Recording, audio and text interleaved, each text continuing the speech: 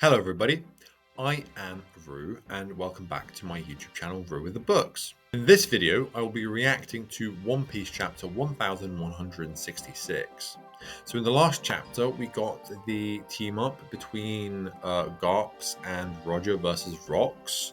We had the kind of bickering between Big Mom and Kaido, kind of making their pledges and promises about the future, and they're gonna, have a battle one day, epic proportions. We got an interesting event that we saw Marco the Phoenix's dad end up going away with Whitebeard.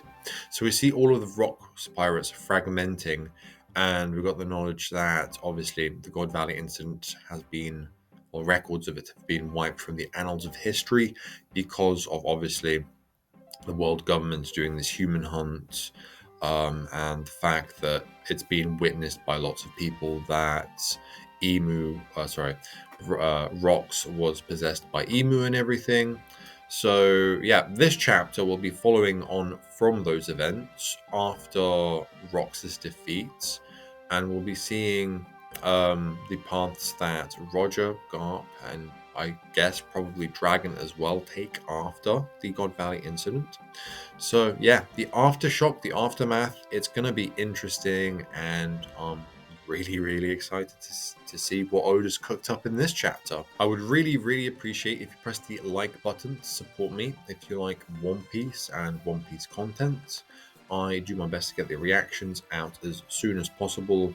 I know I'm a little bit late to this one. I've had a really busy weekend with work and I just didn't have the time to get to that. So it's a Monday one this time, but either way, every like helps tremendously, so I really appreciate it. It is a group effort, and if you like the One Piece content that I make, you've seen it before, or you'd like to see some more, be sure to press the subscribe button down below as well. I'd love to have you join the community. Thanks. So this week we have a fully colored double page spread which is very food centric. Everybody's eating or carrying food. We've got Chopper, Usopp, Yamato, I forgot her name, the ninja lady, Luffy, Nami, Sanji interacting with Tama, that's really cute, and Zoro. He's trying to eat. Yeah, Zoro weirdly looks like Smoker in this one because there's like smoke, steam stuff coming out of his mouth. He's trying to eat this sweet potato very quickly, and Luffy's like almost burning his hands. He's throwing around the sweet potato because it's too hot for him to handle. Nami's is the perfect temperature. She's already tucking in and enjoying the little fox and a little like raccoon dog thing, maybe, and some foxes in the background. Very autumn themed, very pretty. I like it. Okay, so coming back right where we left off, the aftermath of the battle. So Rox is down on his back and he's coughing. He's questioning, did they really break the curse? Roger and Garp look a little bit weathered. They're both like kind of passed out after the battle. All of their energy has been drained, and Rox wakes back up and he's saying, come on, stay alive, this island is...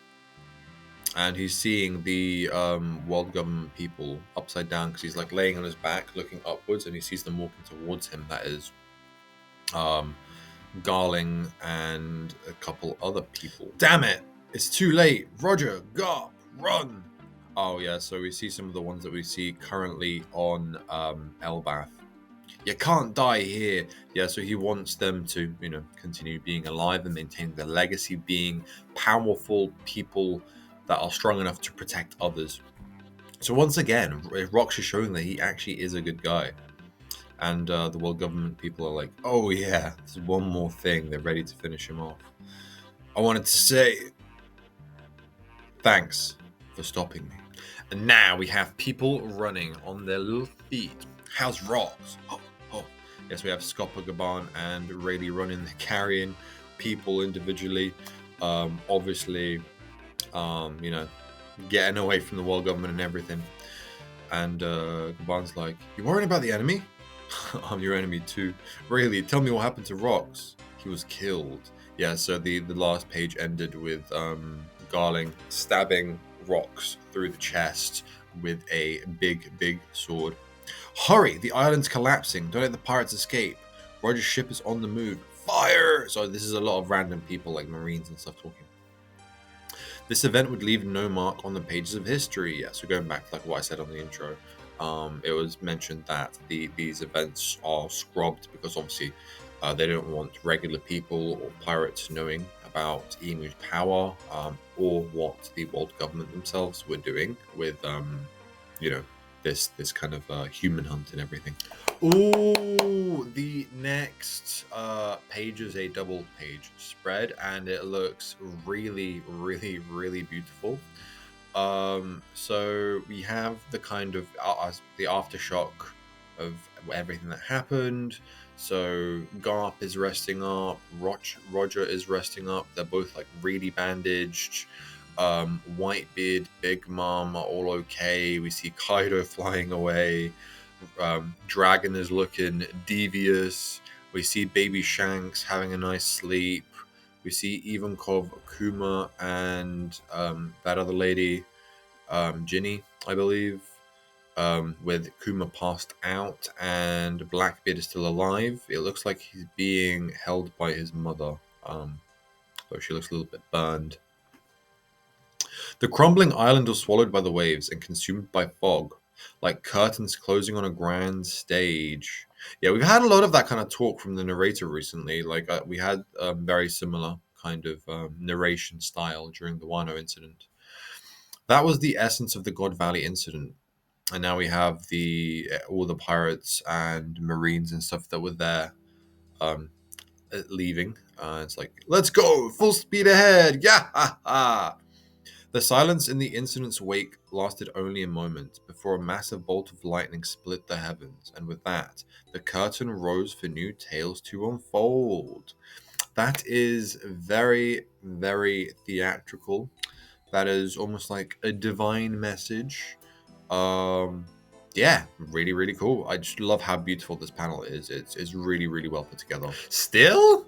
Hold it in. Just wait till Roger's up. Come on, Captain. I'm dying to open up the treasure chests. And Roger's up. He's still bandaged. He's got his little cape on anyway. Roger, sorry to worry you guys. Yeah, we're thrilled. More importantly, check it out. Don't you care about me at all? Oh yeah, they're just so excited about the treasure. Oh, obviously Shaki as well. Shaki's safe and sound, and Rayleigh's, holding her shoulder and everything, and she's like madly in love, swooning. And we scored a ton of treasure to boot. What a great haul! Yeah, so they've got a few chests, like some pearl necklaces and a load of gold. It's shiny. Everyone's happy. It's gonna be time for a feast. Wah! Huh? Oh, I know where this is going. So this is obviously going to be the grand debut of Baby Shanks.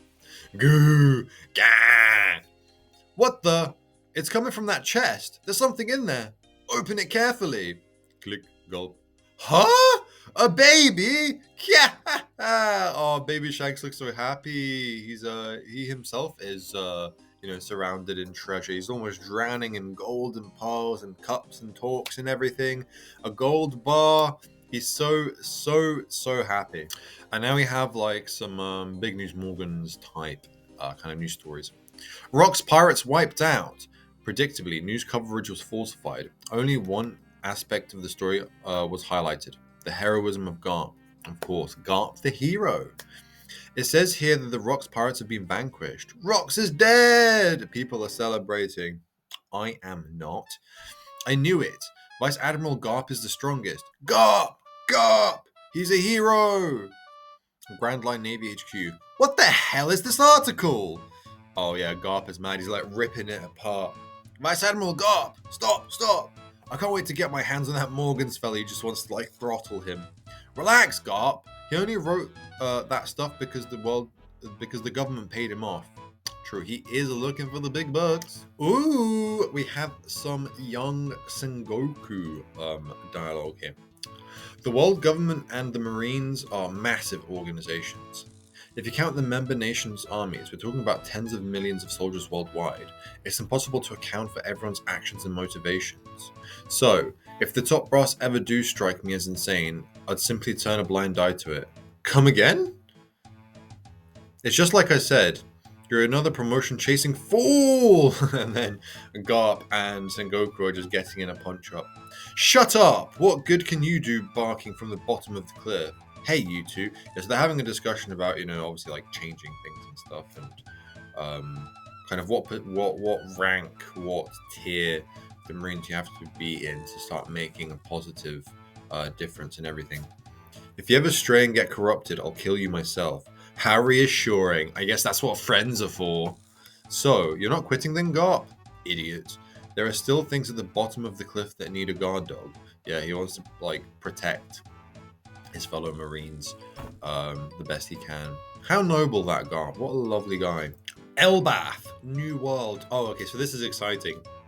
So now we get to see what the aftershock of the God Valley incident is and how it ties into Elbath, because obviously the Straw Hats are at Elbath, and this is what sparked this whole God Valley flashback. So awesome. Let's see what's up. Wah! Wah! You again? I ain't letting you on my ship. How many times I got to tell you, Pipsqueak? You think I want to brat on my crew? Okay, so Loki's just thinking back on the fact that Rox didn't take him in.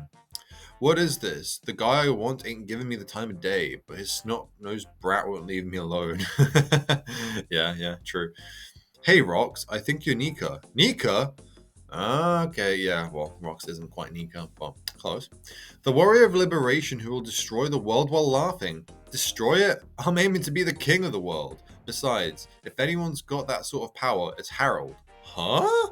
Yeah, so they're discussing the nature of Nika. Nika's been a very, very, very interesting and a very prominent topic in One Piece in the last little while. That's really interesting then. That means that Loki kind of idolizes Nika. Maybe he was just saying that because he really likes Rox and wanted to get him his good books. But that does kind of set up the moment that maybe Loki will realize that Luffy is Nika when he sees his form and his kind of complete freedom and how destructive he is in that form, while just laughing at everything. So that'll be a really, really cool moment if it does happen. Listen up, Loki. Somewhere out there, the Galera are slumbering. They're an outrageous band of ravagers, and the only one who can put them back into play is your Pops. I'm going to continue to rally the rogues of the world. So, just imagine if Harold and I teamed up. Who could possibly stop us then? Wow, that's awesome! So, why aren't you and Pops allies already? Because of love. But I'm going to come back again and again. I don't care if it takes me 100 or 200 meetings. He wants to get it done. Yeah, so obviously, we saw Harold's changing character when he fell in love with someone. He wanted to kind of form good bonds with humanity rather than, pillage and be very, very evil. And so for that reason, Harold is refusing to team up with Rox, because Harold obviously wants to join the kind of United Nations that we see all these other countries and stuff be part of. And we had that meeting at the Reverie at Mary Joie between all of those allied nations. So Harold wanted to join that because of his love for humanity, and that put him at odds with Rox, and therefore they weren't, teaming up, although they would have been a massive, massive force to be reckoned with. Okay, it's time for a double-page spread. It's as vicious as soul. King Harold of Elbath is on a certain island. Have any civilians been harmed? No! He attacked another giant, some thug. It's quite a brutal scene, so you still don't get it. That's what Harold is saying. I understand. Really, I'm sorry. Stop. I'll never steal from humans again. You don't get it. None of you do. Yeah, so he's trying to, foster those relations. And when when giants attack humans because of obviously the physical and size advantage and everything, it paints a bad picture on the giants and Harold. So he's doing his best to kind of let it sink in for other giants the way that you need to play things to be able to foster that relationship. Huge trash heaps like you are responsible for the terrors in our race's history, and that's why we can't be trusted. We only deserve to peacefully engage with the world now, but they can't trust that. Your Highness, he's out cold already. I didn't want to jeopardize Elbaf's chances of joining the world government. That was my only reason for not helping him. But it doesn't seem like luck's on my side anymore, Harold. Lend me a hand. So this is he's just thinking back to what Rox was saying to him. I forsook my closest friend as he begged me for aid. I left him to die. Yeah, so obviously he's seen the news about Rox and he feels really guilty. He didn't take his moment when he could have, and he feels a lot of regret for it. He's crying about it, like there's his tears coming out of his eyes, snot coming out of his eyes. He looks a bit like Egghead from Sonic with his mustache. Actually, it's kind of funny. There's no turning back now. I will never ever forgive a giant who does evil. And people are reacting to him. And then there's a new newspaper article saying Giant King loses it. They think he's gone crazy. And now we're at the Navy HQ, and Dragon is locked up for his supposed treachery. Although it looks like Garp has come up to him. Is it Garp? Oh, it is Garp, yeah. So, Navy HQ, underground detention cell. Dad, I'm going to quit the Marines. He's like, okay. I despise you. Okay, and then Garp drops him the key for his escape. So I think the thing is they're not as at odds with each other. It's just obviously Garp wants to stay, whereas Dragon wants to quit. Garp wants to stay because he wants to protect the little guys, whereas what Dragon has witnessed means that he wants to quit and sow the seeds of revolution everywhere, so that people can eventually stand up to the world government. So their interests are somewhat aligned. They're just going to have different ways of going about it, and their paths will separate here. There's no turning back now. I will never ever forgive a giant who does evil. And people are reacting to him. And then there's a new newspaper article saying Giant King loses it. They think he's gone crazy. And now we're at the Navy HQ, and Dragon is locked up for his supposed treachery. Although it looks like Garp has come up to him. Is it Garp? Oh, it is Garp, yeah. So, Navy HQ, underground detention cell. Dad, I'm going to quit the Marines. He's like, okay.